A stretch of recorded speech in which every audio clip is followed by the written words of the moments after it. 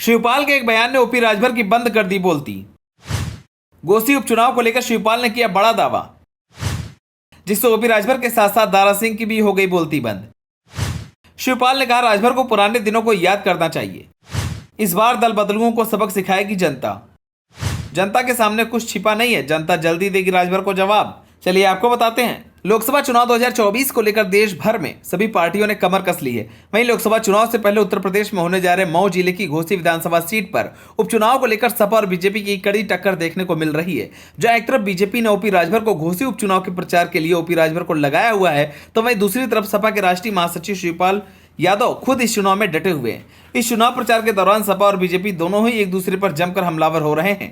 इसी बीच चाचा शिवपाल ने ओपी राजभर पर तंज कसा। शिवपाल ने कहा कि ओपी राजभर की कथनी और करनी में बहुत अंतर है। राजभर को पुराने दिनों को याद करना चाहिए, जब वो भाजपा नेताओं के लिए कुछ भी बोलते रहते थे। आज वही काम वो अखिलेश यादव के लिए कर रहे हैं। शिवपाल ने कहा कि घोसी उपचुनाव में सपा प्रत्याशी सुधाकर सिंह की रिकॉर्ड जीत होगी। जनता इस बार दल बदलुओं को सबक सिखाएगी। एक सवाल के जवाब में सपा नेता शिवपाल ने कहा कि ओम प्रकाश राजभर की बोली को आप लोग पहले सुने होंगे। वह पहले प्रधानमंत्री और गृह मंत्री को गुजरात भेज रहे थे, उत्तर प्रदेश के मुख्यमंत्री को गोरखपुर भेज रहे थे, अब उन्हीं के साथ जाकर मिल गए। ऐसे में उनकी कथनी और करनी में बहुत अंतर है। इस दौरान शिवपाल यादव ने सपा छोड़कर भाजपा में गए पूर्व विधायक उमेश पांडे पर भी निशाना साधा।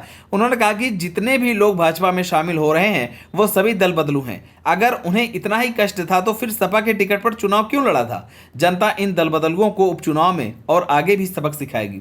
आपको बता दें कि घोसी से पहले आजमगढ़ पहुंचे शिवपाल सिंह यादव ने यूपी सरकार पर भी बड़ा हमला बोला। उन्होंने कहा कि प्रदेश में स्वास्थ्य और बिजली व्यवस्था पूरी तरह से ध्वस्त हो चुकी है। कानून व्यवस्था नाम की कोई चीज नहीं रह गई है।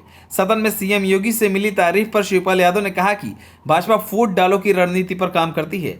वह उनका फूट डालने का ही एक कदम था। शिवपाल यादव ने इंडिया गठबंधन के सवाल पर कहा कि विपक्ष 2024 में मजबूती से चुनाव लड़ते हुए भाजपा को हराएगा।